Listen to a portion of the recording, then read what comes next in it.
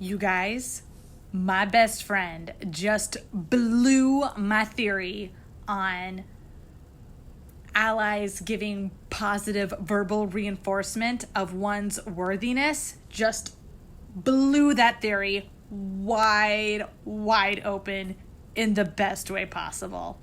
My original theory or idea about whether or not you should say anything about my being worthy of taking a shower, or whether or not you should tell me to take a shower, tell me it's okay to take a shower.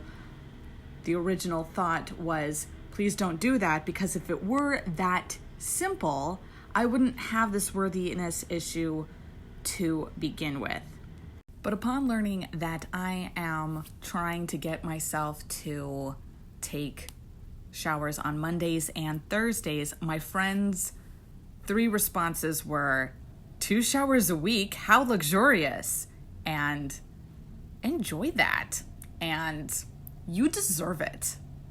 And it occurred to me that my previous theory or idea was more about people who have known me my entire life attempting to give positive verbal reinforcement of a healthy sense of self-worth and defaulting to the old way in which they have spent my entire life telling me to go take a shower.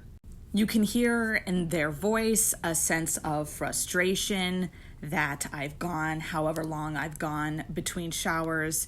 You can hear that little bit of embarrassment in their voice about the fact that I am leaving the house to represent the family, and yet my hair is greasy and my skin is breaking out, which wasn't actually really about showers, as it turns out. And that I'm a little on the smelly side after I've gone so long without showering.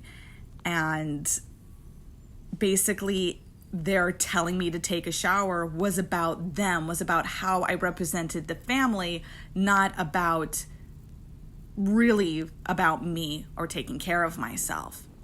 And that is not to say that they did not care about my self-worth or my self-care.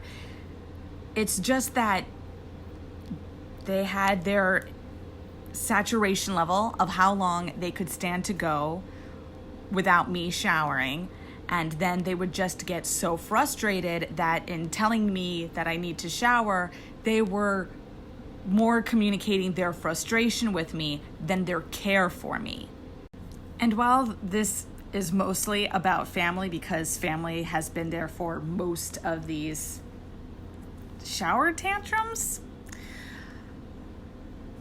it's not just family. It's basically anyone who's known me for so long that they have muscle memory for where I used to be mentally, socially. Basically anyone who knew me before I moved to Providence is much more likely to default to this kind of language. Those who have met me after I moved to Providence and formed friendships with, both offline and online, their speech patterns to me, their psycholinguistic markers aren't weighed down by all these old stories. They are meeting me afresh, meeting me in the midst of making new stories in my life, and are responding more to my current situation than all of this backstory that would otherwise skew their perception of me. Which, again, is not to say that people who have known me since before moving to Providence are incapable of seeing me in my current state. It just means that subconsciously there are these old stories playing that in their own way, in their own lives, they are working to unpack in order to meet me where I am, whereas newer friends don't have all that unpacking to do, are able to meet me where I am now, and are therefore already closer to where I'm trying to be in terms of perceiving my self-worth and perceiving my worthiness with regards to taking showers. So for my part, in continuing to have discussions of worthiness, particularly with regards to teaching myself to shower on Monday and Thursday mornings. I need to practice being receptive when my newer friends are speaking of my worthiness, and practice patience for my older friends speaking of my worthiness,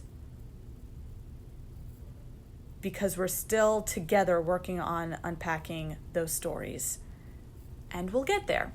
We will get there, and I will get where I need to be. And there's my exit. Beep, beep.